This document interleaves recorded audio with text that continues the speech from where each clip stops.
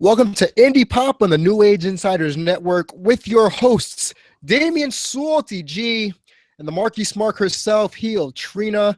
We have a very interesting show for you today, and it actually occurred to us a couple of days ago how we wanted to get this point across.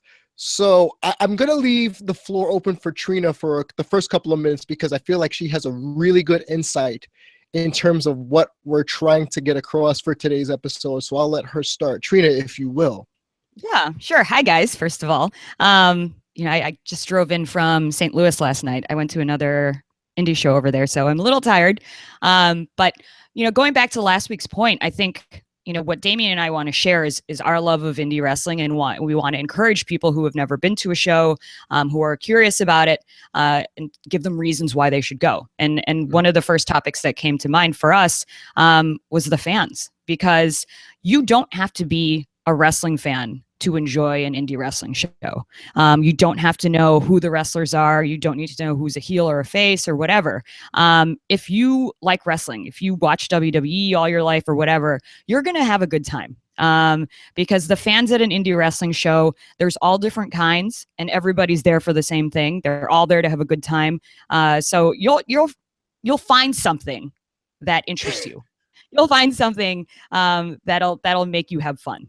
So we wanted to give a more in-depth look at the indie wrestling fans that are there, the types of people and that attend these shows, and sort of try and convince you again why you should go support your local indie and support indie wrestlers.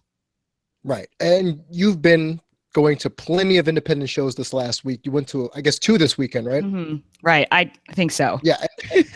Yeah. And then last week, since we recorded, I went to a fledgling, brand new spanking, federation out there. Mm-hmm. So we definitely have a lot to talk about, but we're going to delve into, I don't want to say a meta topic, but it's going to be very thought-provoking, and it's going to revolve partially around decorum. Mm-hmm. Now, that's a word that Trina and I have been throwing around a lot on lastmarkstanding.com, where decorum is very important at wrestling events. Mm-hmm. Now, you may think, as just a listener, that there's no such thing as decorum because fans are going to be jerks no matter which way you slice the banana.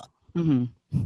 But au contraire, mon frere, we have a list, if not our own reasons, as to why and how the fan breaks down as far as being an independent show. Because if you've listened to last week's episode, Trina has mentioned that the best place to be that over-the-top fan is at an independent wrestling event, especially if you're rooting for your favorites or you're booing the heels that you can't stand.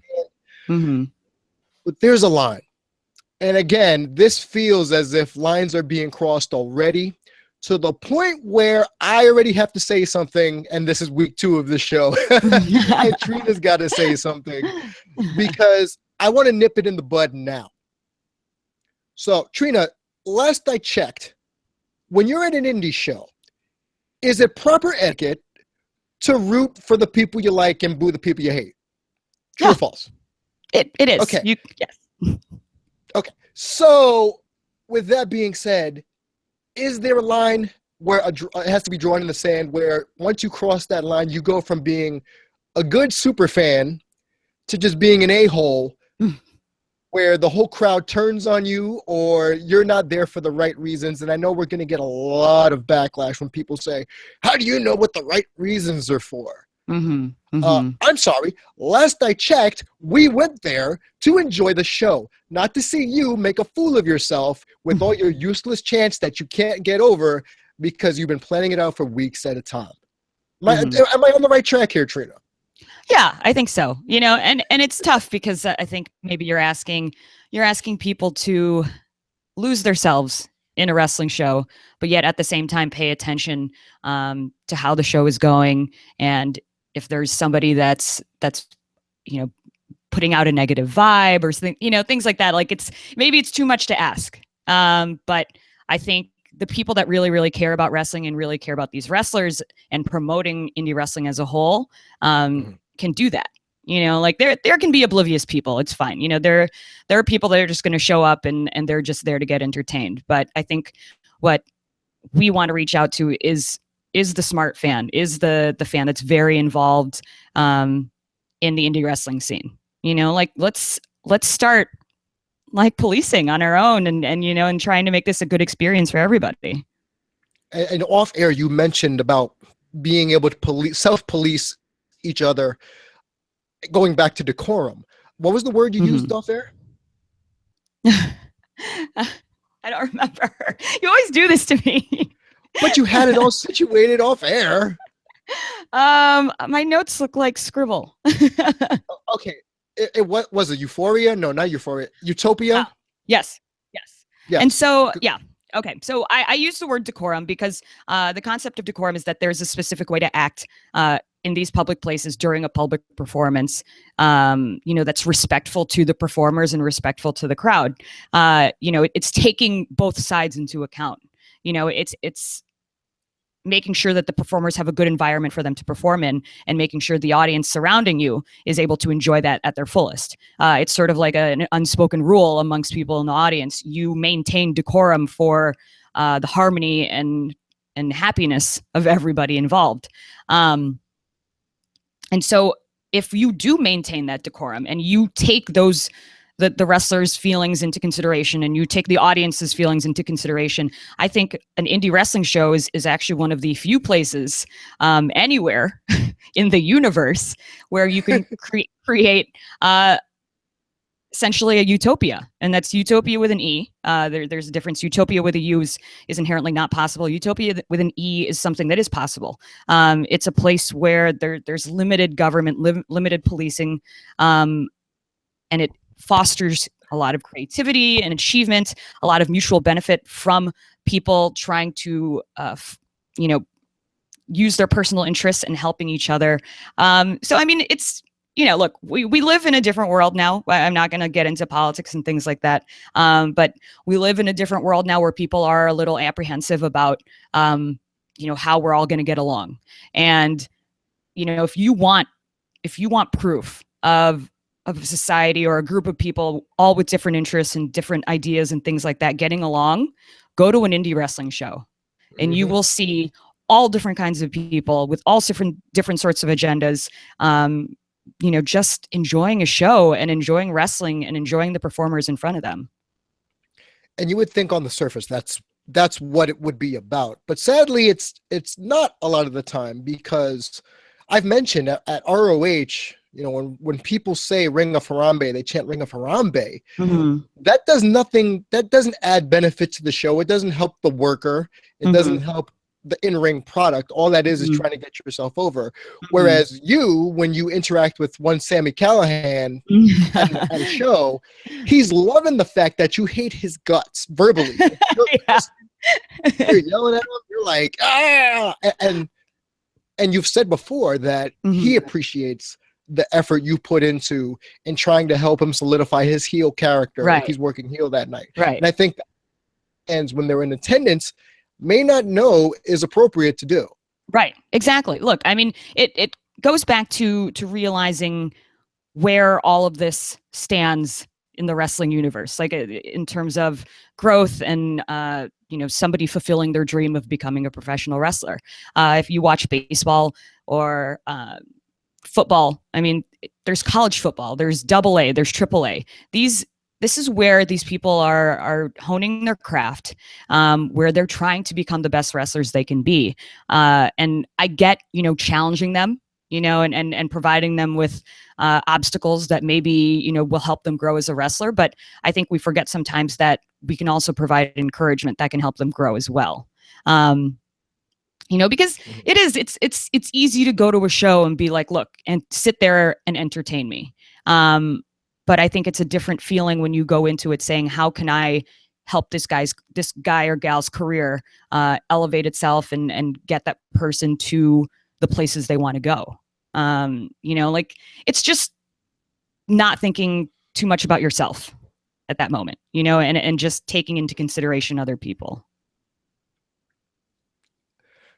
In a perfect world, that would be what you, I, and every other independent wrestling fan out there would do. And the reason I'm really vehemently opposed to just getting yourself over for the sake of getting yourself over, is because it makes you a distraction. We harp all the time on WWE fans who make it about them and are rowdy to the point where they're disrupting things. But on an indie show, because you're in such an intimate setting, your voice carries a lot more. Prime example, I went to Fiesta Pro Wrestling a couple of months ago. There was 30 some odd people in the stands. Myself and friend of the show, Rick Castle, we were the most vocal people there. But not because we were being dicks or whatever you want to call it. It was because we were passionately cheering or booing who we wanted to actually do well in the ring. Because a lot of these people I never saw before. So I was giving them all the benefit of the doubt. The only time we tried to do a chant was to get over our uno, dos, dos chant that you and I both know. And that's what we're known for when we go to indie shows. House of Glory knows this. Evolve knows this. Future is Now knows this. But prime example. Went to this new place called Future is Now Pro Wrestling. It was at the Elks Lodge in Queens. I went a couple of weeks ago. First show, there was 3 people specifically that sat across from us in the front row to the point where they were garnering chants against them because they were being just obnoxiously rude, to the point where we were saying delete, delete, delete to those guys, to when it wound up happening where the people in the ring, be it the wrestlers, the ring announcer, pretty much had to tell those other guys to shut the what up, because they were distracting from the show. And that gets my goat so much. And you've heard us talk about this on lastmarkstanding.com. I'm glad we have this platform on the NAI network to be able to vent like this. But it's an epidemic, and it's even worse at indie shows because those people know their weight carries more voice, or their voice carries more weight, I should say. You got 3 people trying to hijack a show, they will get shot down quick at an independent wrestling show. Because at Future is Now, we shut them down quick. At Evolve, those people get shut down quick. And I love it. I love the fact, like you said, there is self-policing. There is a line that is steadfastly drawn so that you don't experience a ruining of the show for the most part. But there are some times, and Trina, you can elaborate on this, where it does ruin the show, but not to the point where you know it's ruining it, not until you go on social media. You and I have experienced this on social media. People kind of calling us out for being super marks, you more specifically than I am, and they're rude about it. But they don't got the coco cachus to tell you that to your face, so they'll tweet about it and then pray that it doesn't get out like wildfire. And the reason why I'm saying this is because there's a particular incident that happened earlier this week with a particular fan who apparently didn't like the way Trina was representing herself at a wrestling event, which I found completely shocking because I've been with you to wrestling events before, and you are one of the best fans out there. So if you're comfortable, yes, would you care to shed as much light as you can about this particular story and individual? Okay. Well, first of all, let me just say before we get into it, I think he's deleted his profile. So I don't think that it exists, but it was a little too bad. Friday morning, the first thing that I woke up to, I go to Twitter and see messages and things like that. Someone had tagged me in a rant that they had about just really marky fans, super marks, essentially people who just, have a really, really good time at indie wrestling shows and like to show that off. And, I think this person tried to equate the fact that people have podcasts and Twitters and Instagram now that they're just trying to put themselves over. And so when he sees me or somebody else, losing their mind in the front row and quote unquote acting a fool, it's just me trying to put myself over. Look, if you follow my Twitter or my Instagram or whatever, I have a million other ways to put myself over. So, if I'm marking out at an indie show, that's just something that's me. So it's tough. And I posted screenshots and things like that. And, everybody was really kind and super awesome about jumping to my defense. And, because a lot of these people have been to shows with me, and they know that the passion is real. And it doesn't matter if I'm in the front row or like standing in the back or like hidden somewhere in the middle. I'm going to react the same way. Maybe this person just happened to be, says they were at AAW with me and they were sitting behind me. And he termed it inside mark baseball. So if you Google what inside baseball means, it's a term that refers to somebody who seems to know more than anybody else about the subject matter. So essentially he thinks I'm a super mark, trying to just show off how much I know and who I know and whatever. Look, I was like this before any of this happened. You can go back to Global Wars Ring of Honor back in May, before I had the 2,000 followers, before, and all this different stuff. And, I was losing my mind and I was tweeting it and people were really excited and all this different stuff. I mean, I'm not going to defend myself, it's fine. I think what I do, whether you think I'm putting myself over or not, is good for wrestling. And I think that's what the focus needs to be on. And I'm going to actually shift gears really quick. And this is a swerve that we didn't anticipate, or I didn't tell you about off air, but I'm wondering now, as we're talking about this, where does the saltiness come from? Like, why is somebody so sour about somebody losing their mind at a wrestling event? You know what I mean? Like, because I think in one of the tweets, he's like, oh, I probably wouldn't kick it outside of this. So just kind of standing around wide-eyed, taking it all in. But man, when I see the indie fan personalities trying to make spectacles of themselves, get me as far away as possible. Let's see. And I think he says something else about like, it's not the type of thing where I'm like, hey, let's hang out with that person. It's off-putting. Like if you got a podcast or a YouTube show or an Instagram and you're out at the shows, be calm and get over yourself. And so those were the list of tweets. I mean, to me, obviously, look, a lot of people saw it on the surface as somebody who just isn't a happy person. But I'm wondering if this is a person that doesn't see community in wrestling fandom.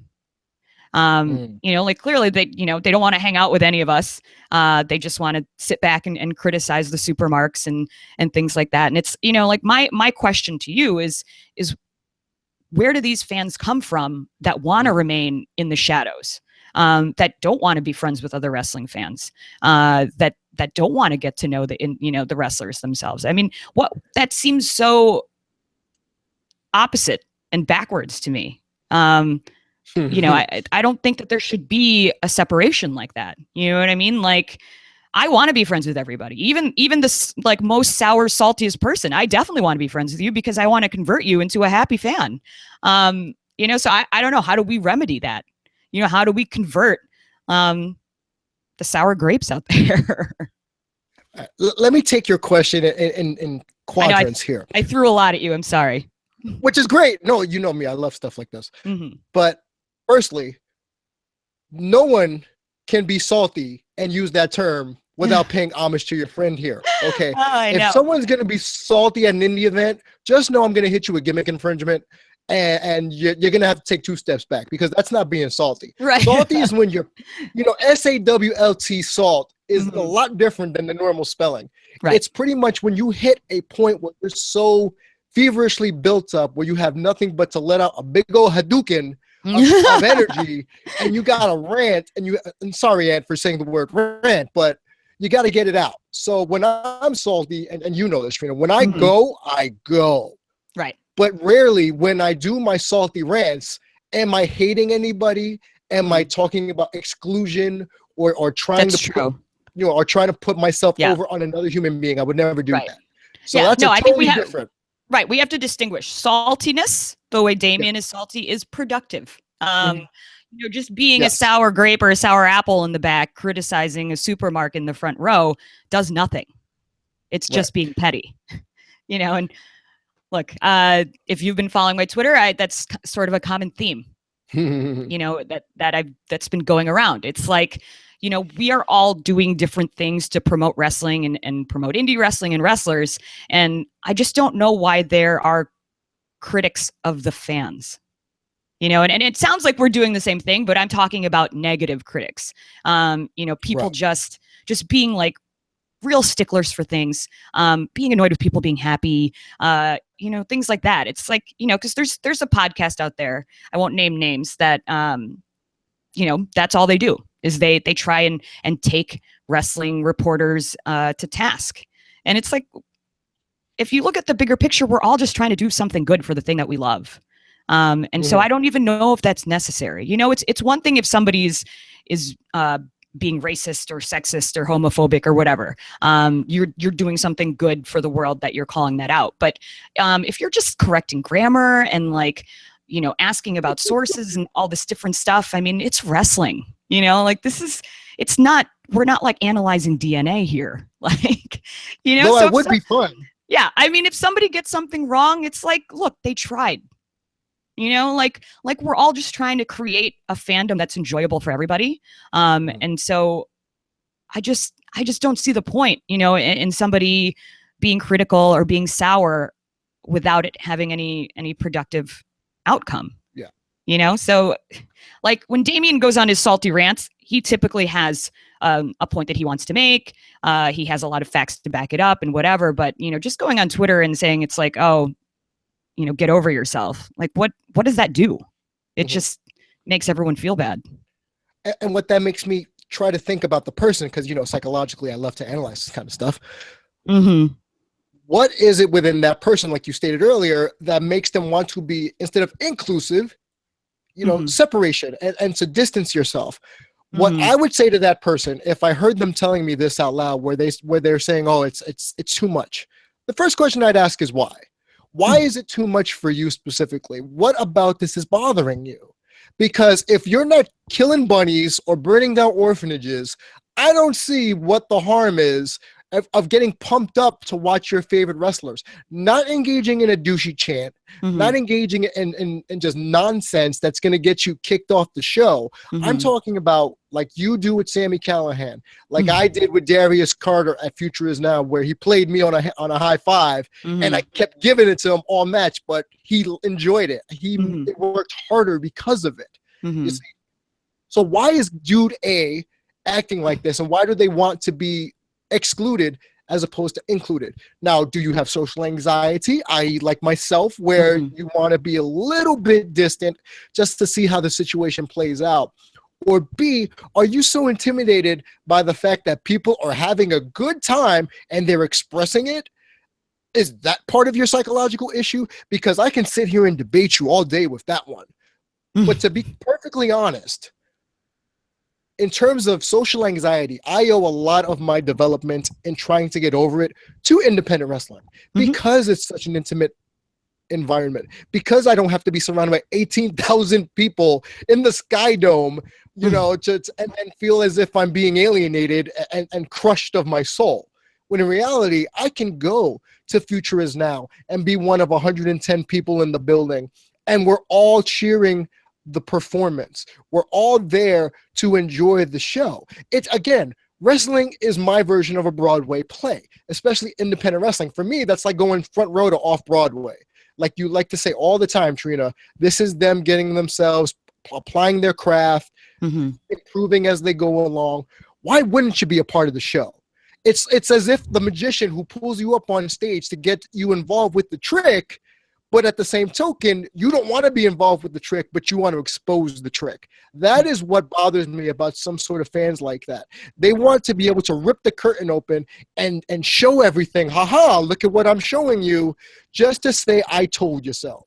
I don't know if you remember Family Guy, but there was a dude that would come out. He said, see, he's a big fat phony. That dude from your event, that's what he reminds me of. He's like trying to prove that you're not legitimately who you are, right? That you're not legitimately enjoying what you're watching, right? But what I say to a person like that is empathize. My number one rule in life is don't be a dick. My number two rule in life is empathize if you can't sympathize. So put yourself in that person's shoes. Why is Trina so excited?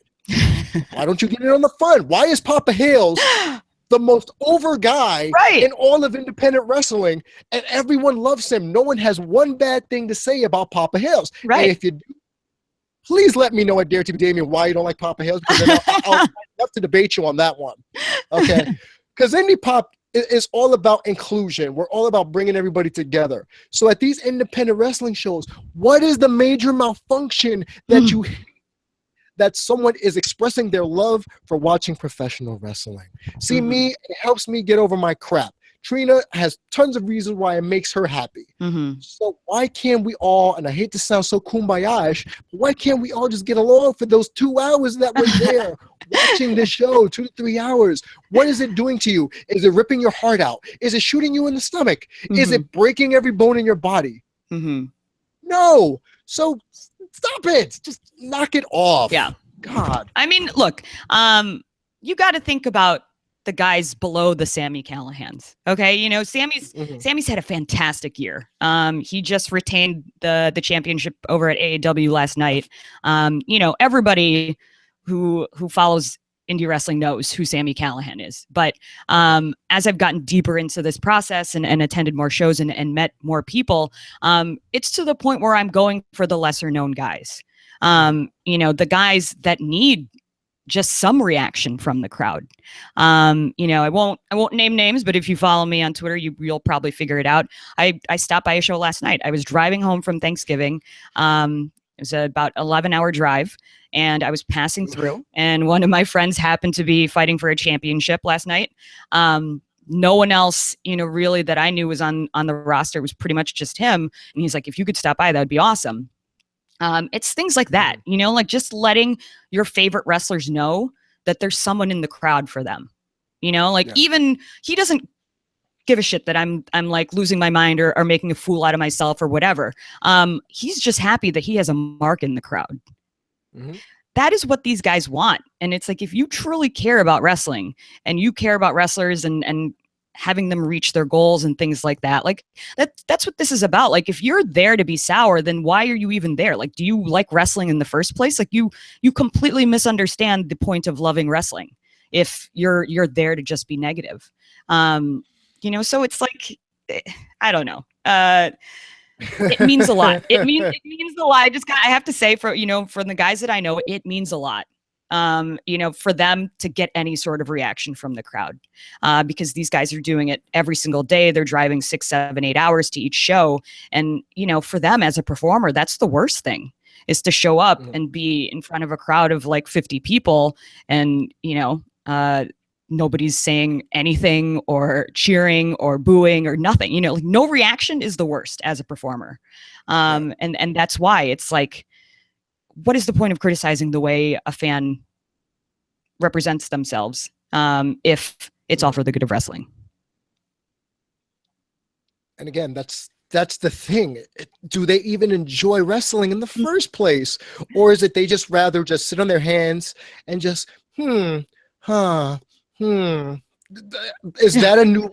Because, you know, we talked off air about the types of fans you'll see at an independent wrestling show. And what I would like for you to do, and again, anyone, I am so sorry if you're going to be a little ticked at what we're going to say, but there's people that fit in classifications in terms of wrestling fandom at an independent wrestling show. So we can call this, you know, you're at a wrestling show if. So you know you're at a wrestling show if, Trina, if you see who? If you see a fan feverishly taking notes. Which I have seen. I have seen at Future Is Now a person feverishly taking notes, and that wound up being because they wound up doing an article on Future Is Now. It was all over I guess the blogospheres or whatever you want to call it. So that's someone you'll see. You'll also see belt guy or girl. You will always see a belt guy or girl, and the array of belts you will see, they border on cardboard and just paper mache, or someone really went to their pocket and pulled out the Smoky Skull belt from the WWF days, or the Winged Eagle belt, or even something as I guess minute as the hardcore title, something like that. You will see belt guy or girl. That's a definite. Who else will you see, Trina? Kids. You are going to see kids. It doesn't matter if it's an over 18 show, all ages. What is really heartwarming to me is that there are still children going to indie wrestling shows. I mean, to me, that's amazing. You know, I grew up on WWE. That's the only thing that I saw as a kid. I didn't even know indie wrestling existed. I thought you were pretty much like born and then you were in WWE. And so I didn't know there was, you know, like minor leagues and things like that. And so there are going to be kids, you know, and not everybody's a kid person. And not everybody is, you know, going to find some of their antics to be cute and things like that. But again, it goes back to your love of wrestling. Know that this is for the good of the sport. Know that if a little girl is losing her mind about some guy losing and you hate him or whatever, you know, like kids who lose their minds over John Cena, you know, like they're valid, you know, like they are the future. Like we need them to continue having that love so that in 20 years, they're sitting here doing a podcast about why they love indie wrestling. You know, so it's like, it's just a thing that you have to accept. You know, performers are putting on enough of a show that you can kind of try and drown out, you know, like that screaming little kid or that little, you know, some of the shows that I've been to, I went to the one in Iowa. There's a kid that like, he's a super fan, you know, he's not even he's probably 10, 9. But he goes to every show. He trash talks all the wrestlers. You know, to the point where he's a child super fan. And it's like, I don't know why. I know that's kind of annoying or whatever. You don't like kids but you know, that's the kind of kid that's going to carry on a love of wrestling into decades and instill it in his own children and spread the word and those are the people that I want. You know, it's like, you know, the kid could be annoying or whatever, but this is something. Wrestling is something that I want to continue. You know, like I've said this before, I want my nephew's not even a year old. He'll be a year here in a couple weeks. I want him to grow up and do what I'm doing, you know, like he can go on and be, you know, an accountant or whatever, or a lawyer. But if he loves wrestling as much as his aunt does when he's, you know, in his 30s, then I've done my job.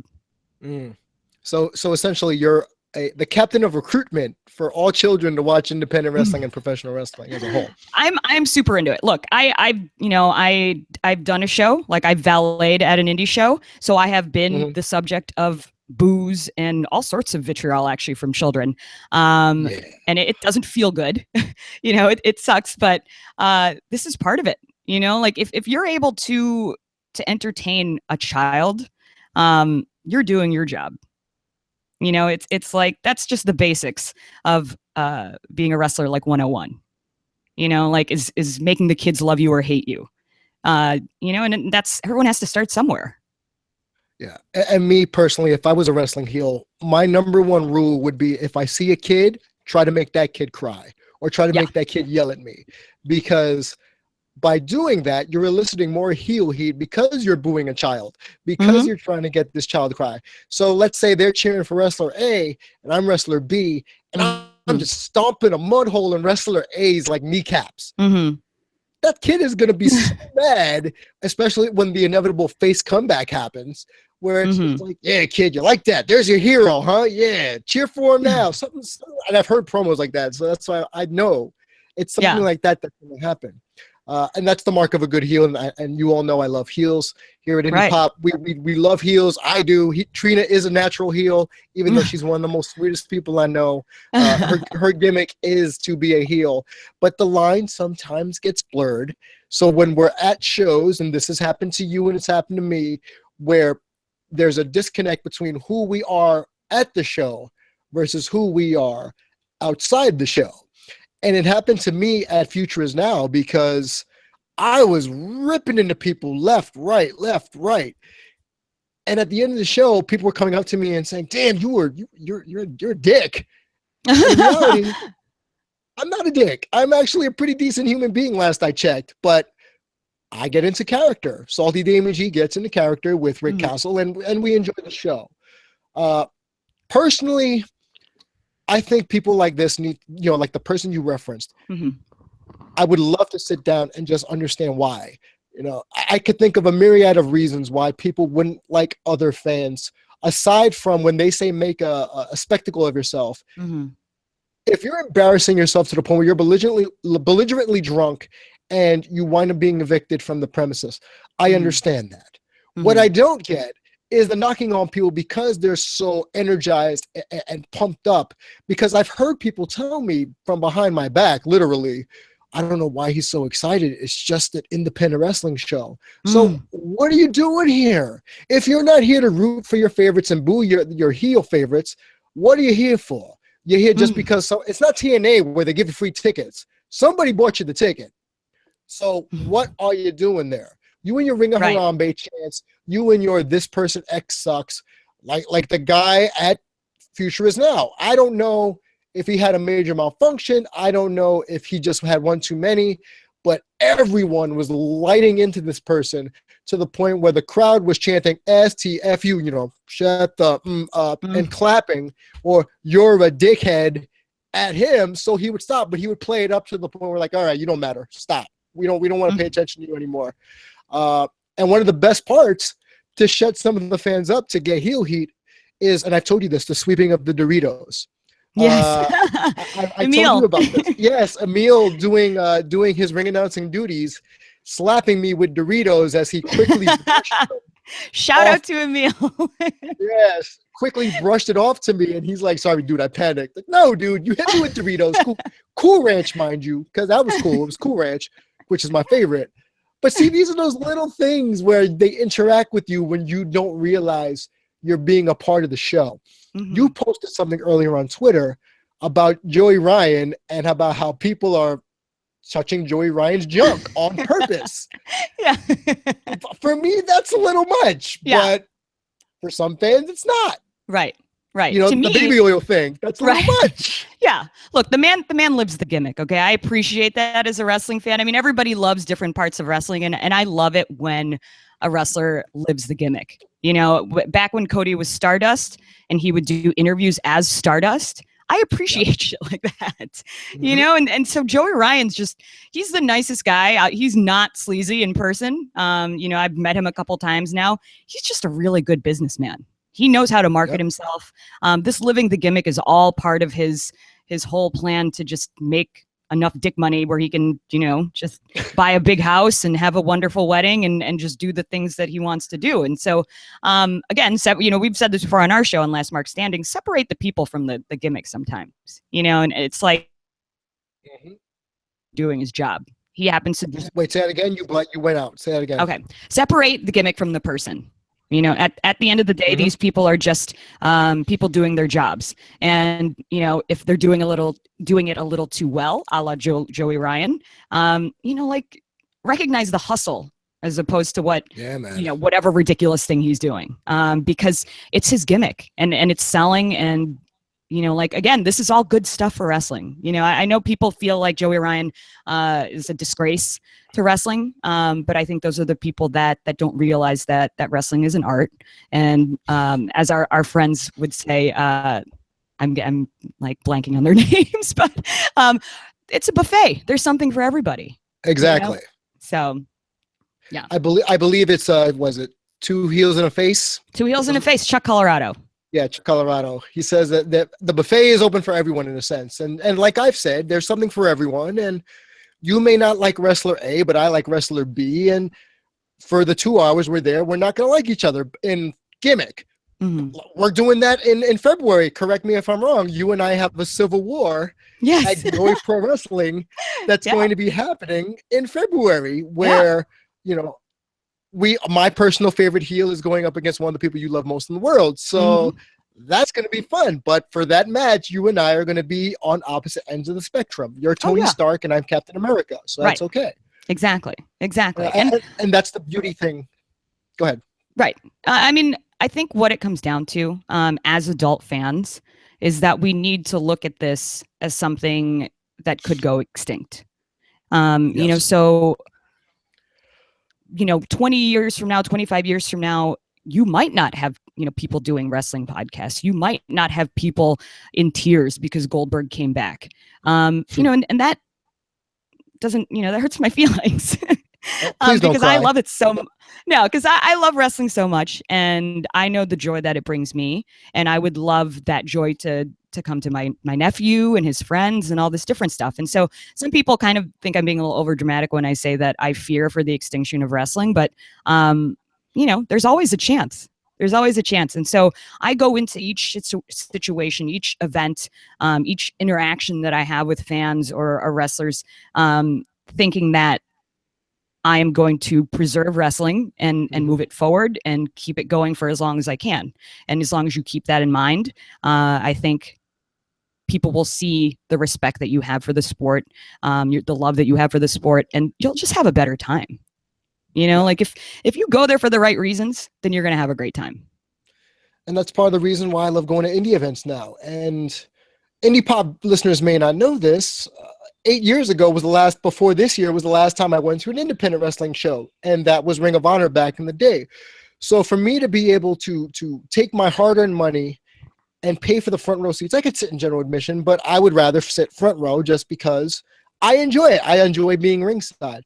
But the action and we all know this about me, the intricacies of all of it. I know you mentioned, I know you mentioned minutia and how we're not big on that. But let me tell you, man, there's just some things in pro wrestling that are just magical. And going to an independent wrestling event is something that I think everyone should experience. And everyone here at Indie Pop is going to either experience it or live vicariously through Trina and myself. So before we get out of here, let me give a shout out really quick to all the other shows on the New Age Insiders Network.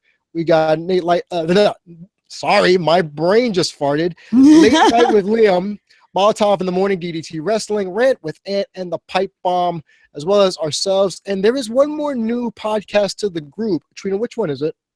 It is The Inside Perspective with Scotty Slade. Exactly. So you can go to the New Age Insiders Network. Be sure to give us all a listen. Go on NAI, rate, subscribe, and all that good stuff. You can find us at Last Mark Podcast, myself at Dare to Be Damian, Trina at The Marquis Smark, lastmarkstanding.com for all your Last Mark Standing needs. And we will see you again for another edition of Indie Pop on the NAI Network. Bye, guys. Bye, guys.